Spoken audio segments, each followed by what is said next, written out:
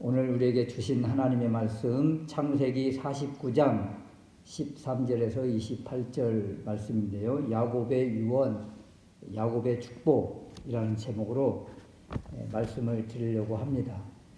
야곱의 축복이라는 이 CCM의 가사의 배경이 오늘 창세기 49장 22절 말씀에 나오는 그 요셉의 축복을 근거로 해서 이 가사가 나왔습니다.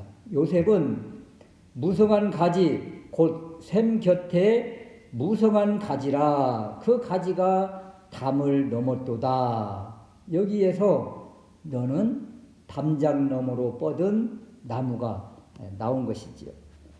49장은 온통 야곱의 예언과 축복의 메시지인데요. 후일에 일어날 일, 마지막 날에 드러날 일을 이 12아들을 통하여 드러내며 누구는 축복이고 누구는 분량도 많고 누구는 저주고 누구는 분량도 적고 차별하는 것이 아니라 12아들은 12지파요 가지라 한 나무에 붙은 가지 이스라엘에게 이 예언이 주어지고 이 약속이 주어지고 이 복이 주어졌고 그리고 동일하게 우리에게도 이 49장의 이 축복은 그대로 주어진다는 것입니다. 그래서 이 말씀을 믿음으로 받아들이면 우리의 인생이 분량이 적고 크고 많고 그것에 상관없이 하나님께서 약속하신 이 풍성한 복이 우리의 삶 가운데서 나타난다. 어떻게 하면 이 야곱의 축복을 삶 가운데서 누리며 살 수 있는지 오늘 말씀을 통해서 깨닫는 큰 은혜가 있으시기를 주님의 이름으로 축원합니다.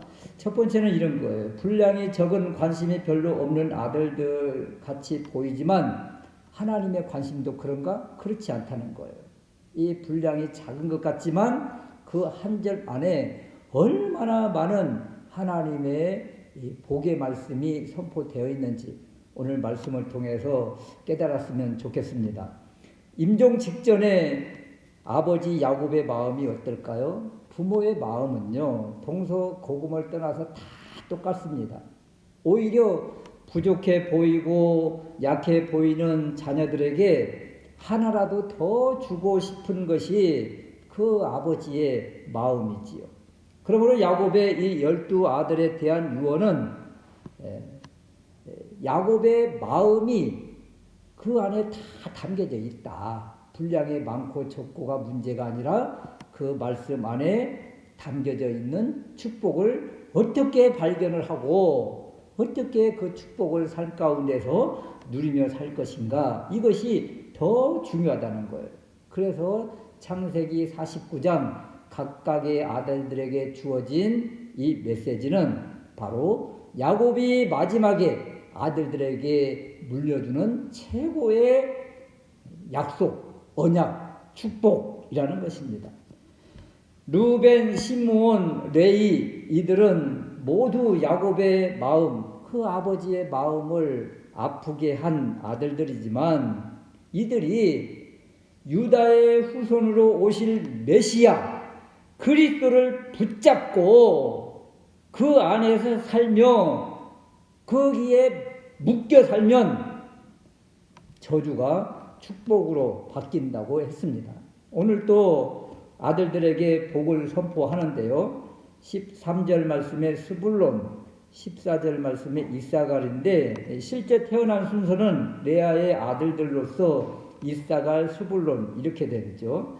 이 둘의 태어남은 합한채와 관련해서 태어난 아들들입니다. 라헬이 레아의 합한채를 청구하면서 값을 주고 샀다. 값을 주고 샀다는 의미로 이사갈이라. 또 이어서 후한 선물을 하나님이 주셨다는 의미에서 스불론인데 이들의 이름 속에 예수 그리스도의 생명을 주고 영생을 받은 우리가 받은 그 복이 이 안에 포함되어 있는 거예요. 예수 생명의 값을 주고 우리는 값없이 생명을 얻은 존재다. 이사갈이잖아요. 값없이 구원의 선물을 받았다. 스불론이잖아요. 이 이름 속에 하나님의 놀라운 은혜가 감추어져 있는 것입니다. 이들에게 야곱은 어떤 복을 예언하시는가? 13절 말씀에 보니까 선물을 받은 스불론이잖아요. 스불론은 해변에 거하리니 그곳은 배 매는 해변이라 그 지경이 시돈까지리로다. 이렇게 스불론에게 준 약속은 이렇게 간단해요. 스불론이 들으면 서운할까요? 실제로 여호수아 시대 때 각 지파별로 땅을 분배할 때 스불론이 받은 땅은 여기 약속처럼 해변을 받은 것이 아니라 내륙을 받습니다. 그러면 야곱의 예언과 전혀 다른 곳이잖아요. 그럼 이 예언은 수포로 돌아간 것입니까? 내륙에 사는 사람이 해변, 바다를 동경하며 바라며 꿈을 품고 비전을 가지고 살라. 이런 메시지지요. 그리고 그 일을 이루며 사는 거라는 거예요. 어떻게 가능할까요? 해변, 바다 하면 떠오르는 이미지가 무엇입니까? 신약시대에 와서 예수님의 제자들을 생각해 보세요. 또 예수님께서 하신 일들 그 장소를 생각해 보세요. 갈릴리 바다 중심. 갈릴리 바다에서 일하는 어부들을 중심으로 제자들을 뽑잖아요. 아, 이 사람들이 다 스불론에게 약속한 그 복을 받은 그 사람들이구나. 금방 이미지가 다가오지 않습니까? 구약적 메시지에서도 이 해변에 이미지가 있습니다. 물이 바다 덮음같이 여호와의 영광을 인정하는 것이 세상에 가득하리로다. 하박국 2장 14절 말씀입니다. 바로 이 해변의 메시지, 바다의 메시지지요. 이 일에 부름받은 지파가 바로 스불론인 것입니다.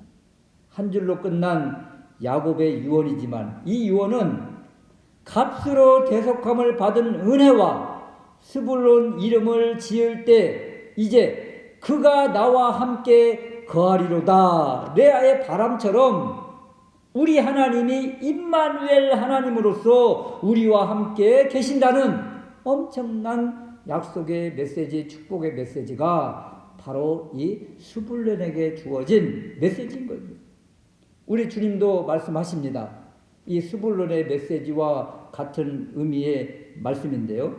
마태복음 28장 20절 말씀에 보면 볼지어다 내가 세상 끝날까지 너희와 항상 함께 있으리라. 이 은혜를 받았으니 내륙에 살지만 온 세상을 나아가는 겁니다. 바울이 이 메시지를 받으니까 내가 로마도 보아야 하리라 하면서 바다를 건너, 여기 스불론에게 준 메시지잖아요. 바다를 건너, 해변을 건너 로마까지 나아가더라. 이 스불론의 비전을 바울도 품고 사명을 감당하더라는 것입니다. 그리고 이어서 14절 말씀 이사갈인데요. 이사갈은 양의 우리 사이에 꿇어앉은 건장한 나귀로다. 그는 쉴 곳을 보고 좋게 여기며 토지를 보고 아름답게 여기고 어깨를 내려 짐으로 메고 앞지 아래서 섬기리로다. 이런 약속을 선포합니다. 이사갈의 이름은 합한 채 값을 지불하고 받은 아들 이름이잖아요. 값을 지불했다. 건장한 나귀. 건장한 나귀라는 이 말은 뼈의 나귀, 골격이 좋은 나귀라는 뜻입니다. 힘이 있고 우직하고 단순하다. 그런데 이 나귀가 15절 후반절 말씀에 보면 어깨를 내려 짐을 메고 앞제 아래서 섬긴다. 여러분 어떻게 보면 종의 이미지예요. 열심히 일하는 이미지. 15절 후반절의 말씀입니다. 어깨를 내려 짐을 메고 앞제 아래서 섬긴다. 그런데 여러분 이 말씀을, 이 언약을 예수님 메시아 그리스도의 이미지와 같이 살펴보십시오. 어떤 이미지가 오는지. 십자가 짐을 지고 섬기는 일을 그대로 말하는 거예요. 우리 주님 이 땅에 오신 목적이 무엇입니까? 마가복음 10장 45절 말씀에 보면 인자가 온 것은 섬김을 받으려 함이 아니라 도리어 섬기려 하고 자기 목숨을 많은 사람의 대속물로 주려 함이니라. 우리 주님이 오신 목적이 바로 이 이사갈에게 주어진 그 예언과 너무 비슷하지 않습니까? 메시아 예언을 지금 야곱이 이사갈을 통해서 드러내고 있는 거예요. 그러므로 스불론 이사갈을 통하여 우리 주님의 십자가 섬김, 그리고 이 복음으로 십자가의 은혜를 받은 스불론이 바다를 건너 땅끝까지 복음을 가지고 나아가자, 미전도 종족 지역까지 나아가자. 그렇게 나아갈 때 하나님이 약속하시잖아요. 내가 너와 함께 하리로다. 이 복을 약속해 주신 것입니다.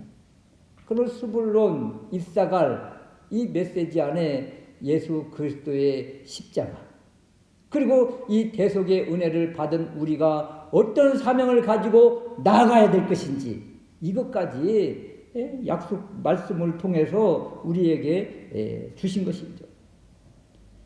16절 말씀에 단은 어떻습니까? 단은 길의 뱀이요 첩경의 독사리로다. 이 단에게 축복할 때 이 무서운 뱀의 비유를 하고 있잖아요. 어찌 보면 소름 끼치지 않습니까? 뱀 하면 사탄, 적그리스도, 심판의 이미지인데 왜 단에게 이 뱀의 이미지로 이 예언을 하실까? 성경에 나타난 뱀은 모두가 다 나쁜 이미지가 아니에요. 모세 시대 모세가 지팡이를 던졌더니 뱀이 되었고, 이 뱀이 애굽 술사들의 그 뱀을 다 집어삼키더라. 이런 뱀도 있잖아요. 광야에서 이스라엘 백성들이 불뱀에 물려 죽어갈 때 장대에 매달린 놋뱀을 보는 사람마다 살아나는 은혜가 있었잖아요. 장대에 매달린 놋뱀, 이것을 보는 자마다 살아나리라. 이 놋뱀은 십자가를 또 상징하지 않습니까? 이처럼 모든 뱀이 다 부정적인 것이 아니라, 그래서 이 단 지파에게 약속한 이 메시지는 우리가 늘 하는 말처럼 양날의 칼 같다는 거예요. 누구 손에 들려서 어떻게 감당하느냐에 따라서 어떤 사람에게 복이 임하고 어떤 사람에게는 저주가 임하는 것이지요. 여러분, 사시미 칼을 조폭들이 가지고 있으면 사람을 해하는 무서운 나쁜 도구가 되는 것이지만, 생선회를 작업하는 이 식당의 그 셰프 손에 들리면 맛있는 요리를 만드는 도구가 되는 거잖아요. 단에게 길의 뱀이요 첩경의 독사라. 단지파가 숫자는 적지만 강한 군사가 되어서 강대국과의 싸움에서 이 뱀이 이런 역할을 감당한다는 거예요. 뱀처럼. 실례로 사사기 시대 삼손이 단지파 사람이잖아요. 그래서 뱀이 타락하면 우상숭배와도 연결되어 있어서 언제 변할 수 알 수 없어요. 그 단지파 생각하면 뱀과 연관이 되어 있으므로 어떻게 보면 강한 군사의 이미지, 달리 보면 또 사탄적인 그러한 모습. 그래서 우리의 위치가 어디에 있는지 믿음을 항상 점검하고 깨어서 기도해야 되겠다. 이 믿음을 지킬 수 없다면 이렇게 뱀처럼 나쁜 이미지의 모습이 될 수가 있고, 믿음을 지키면서 하나님 말씀 안에 창념하며 나아가면 이렇게 무서운 힘을 발휘할 수 있는 그런 강한 용사의 이미지가 될 수가 있다. 그 단지파를 바라보면서 우리의 현재 있는 위치가 어디인지 늘 점검하면서 깨어서 기도하며 나아가야 되겠다. 이런 것입니다. 야곱이 단지파 예언 후에 곧바로 외칩니다. 18절 말씀에 보면 여호와여 나는 주의 구원을 기다리나이다. 야곱이 죽음이 임박한 것을 자각하고 아직도 축복하지 못한 아들들 맡을 때까지 힘을 달라, 이런 의미의 기도도 있지만, 아들들 예언 축복하면서 이 단 지파의 단에게 축복하면서 이 아슬아슬한 모습이 보이잖아요. 가딱 잘못하면 외줄 타는 사람 떨어지듯이 이런 모습이 단의 예언 가운데 있는 거예요. 그래서 신앙 위태할 수 있기 때문에 이런 기도를 하는 거예요. 여호와여 주의 구원을 기다립니다. 이들이 주님만 붙잡기를 원합니다. 구원, 예수와 누굽니까? 예수를 기다립니다. 주님을 기다립니다. 이들이 아슬아슬한 이 인생을 살아갈 때 주님 붙잡고 승리하게 해주십시오. 이런 짤막한 기도를 이 단에게 기도한 후에 이 기도의 메시지를 선포하는 것입니다. 그리고 이어서 19절 말씀에 갓을 예언하는데요. 갓은 군대의 박격을 받으나 도리어 그 뒤를 추격하리로다. 갓은 요단 동편에 거하면서 주변 나라들의 공격을 제일 먼저 받습니다.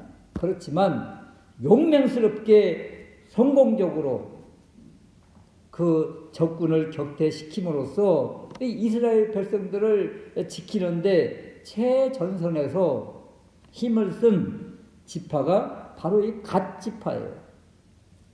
그 갓 지파가 이 예언의 말씀을 실제 이루기도 하지만 후일에 나타날 이 예언적 메시지로서는 세상에 위협이 늘 있다는 거예요. 악한 세력들이 늘 도사리고 있고 적그리스도의 공격을 받지만 이 갓에게 선포된 메시지, 박격을 받지만 도리어 그 뒤를 추격하리로다. 흔들리지 말고 견고하게 나아가서 승리하라는 메시지예요. 그 우리 힘으로 부족하니까 이 엄청난 세상의 공격, 악한 영의 공격, 적그리스도의 공격 우리 힘으로 막아내기가 힘드니까 바로 18절에 야곱이 기도한 그 기도를 붙잡는 거죠. 여호와여 나는 주의 구원을 기다립니다. 주님밖에 없습니다. 예수님을 기다립니다. 예수님을 붙잡습니다. 예수 권세를 가지고 예수 이름으로 맞서 나갈 때 이 갓에게 주었던 놀라운 승리의 복이, 승리의 은혜가 주어진다는 것을 약속하십니다.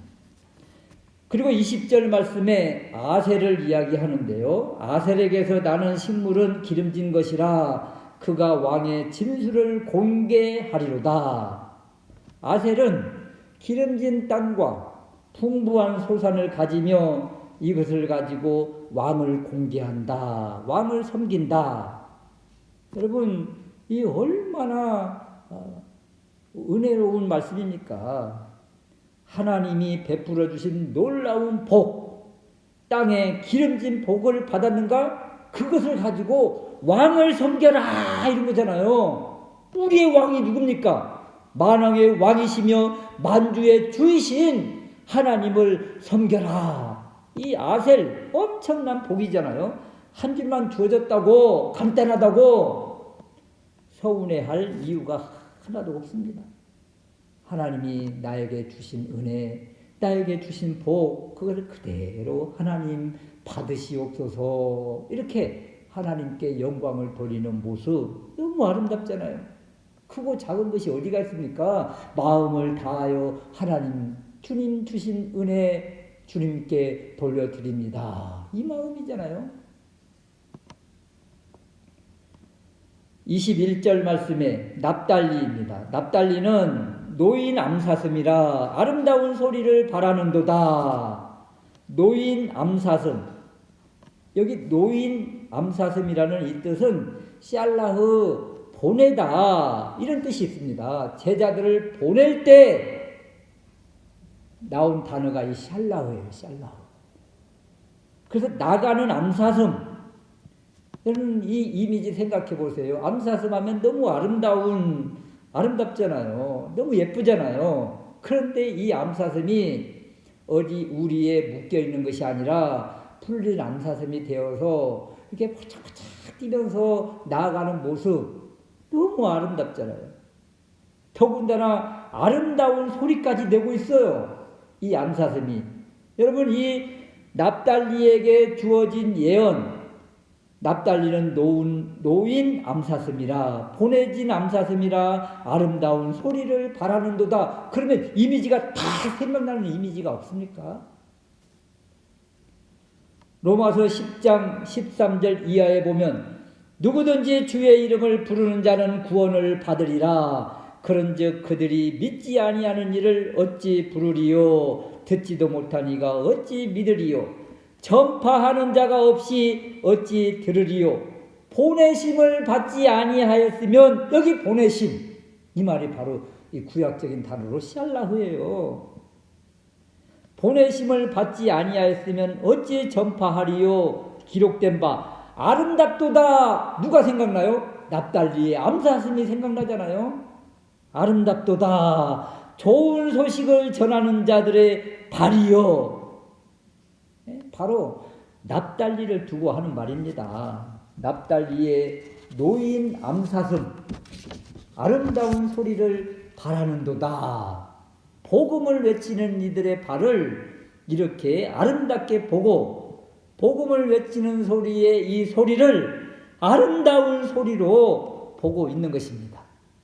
그러니까 이 한 사람 한 사람에게 주어진 이 약속들이 얼마나 지금 엄청난 축복을 선포하고 있는지 알 수가 있잖아요. 막내 베냐민은 어떨까요? 27절 말씀에 베냐민은 물어뜯는 일이라. 또 이 일이라는 말을 하잖아요. 단에게는 뱀이라고 하더니 납달리에게는 암사슴이라 하고 베냐민에게는 물어뜯는 일이라고 하잖아요. 좀 이미지가 안 좋아 보이잖아요. 사실 물어뜯는 일이.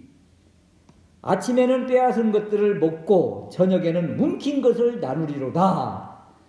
막내 베냐민에게 준 메시지, 물어뜯는 일이. 뭘 물었으면 놓지 않는 끈질김이 바로 이 일이의 특징이지요. 이것을 말하는 거예요.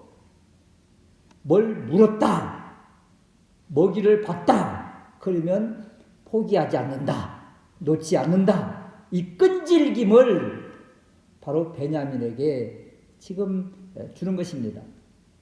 이리의 특징, 호전적인 모습, 호전적인 성격, 내 것을 놓지 않는 끈질김, 이것입니다.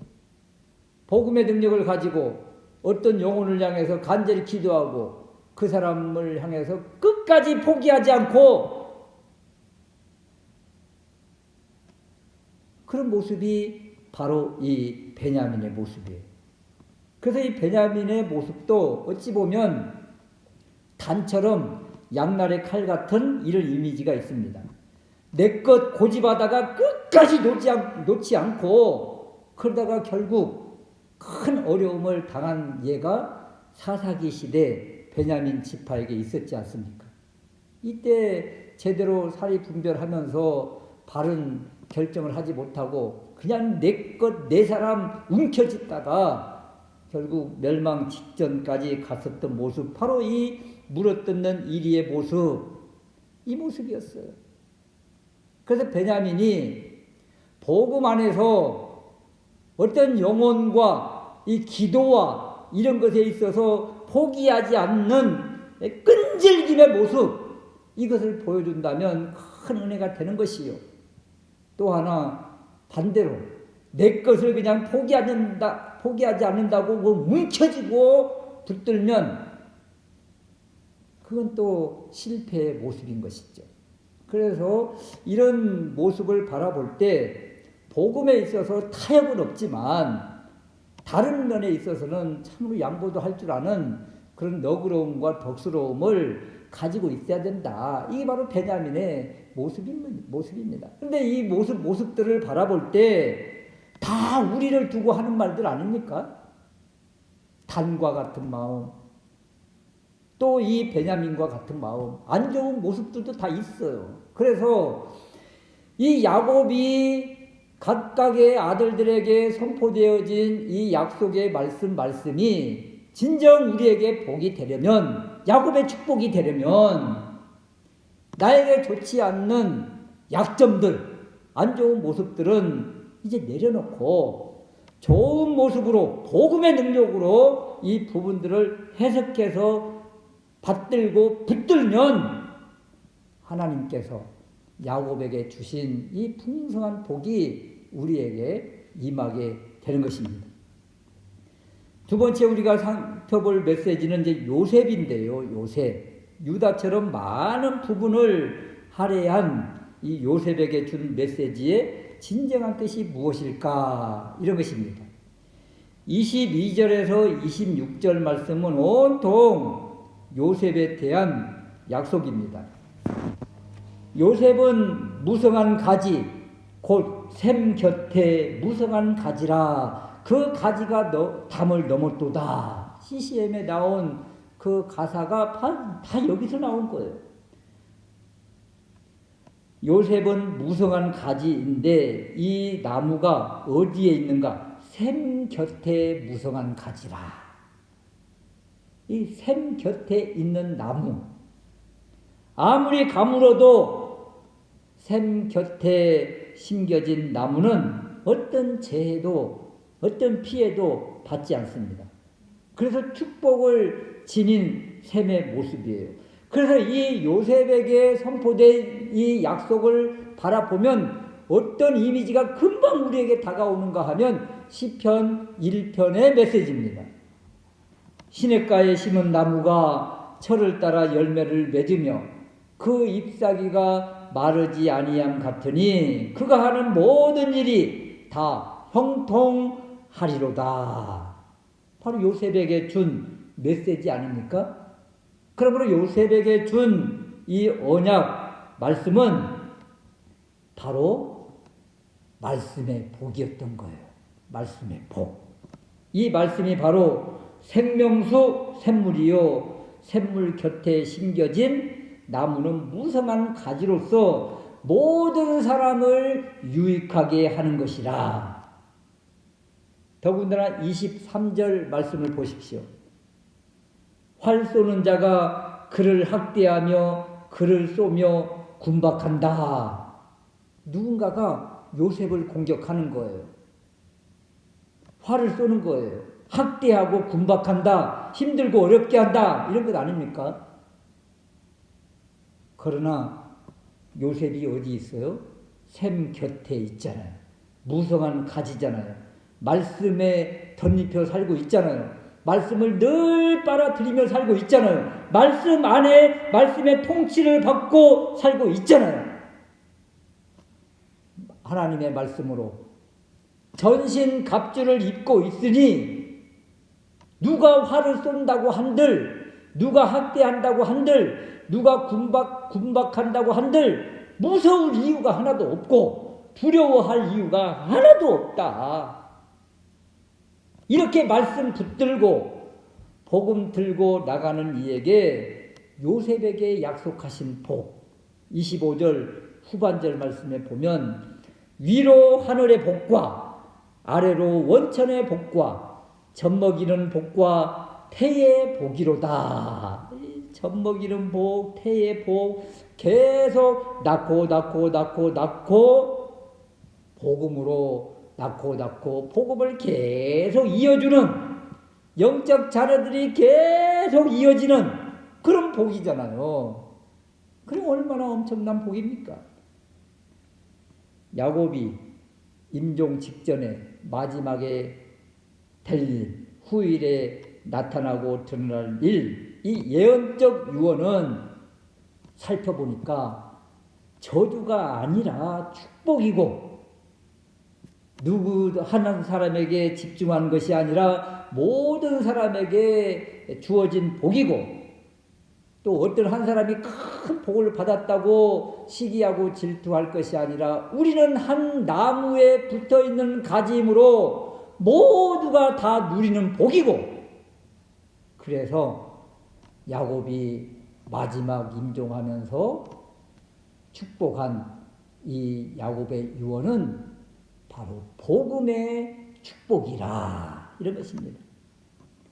이 복의 핵심, 이 기도의 핵심, 유언의 핵심은 유다의 후손에게 오실 메시아를 붙잡고 그 포도나무에 매여 있으며 그 다음 요셉처럼 샘 곁에 있는 나무처럼 말씀에 깊이 뿌리를 내리고 나아가면 전능자 하나님이 우리를 호위해 주신다. 이 복을 받아 누리고 그리고 전하는 우리 모두가 될 수 있으시기를 주님의 이름으로 축원합니다.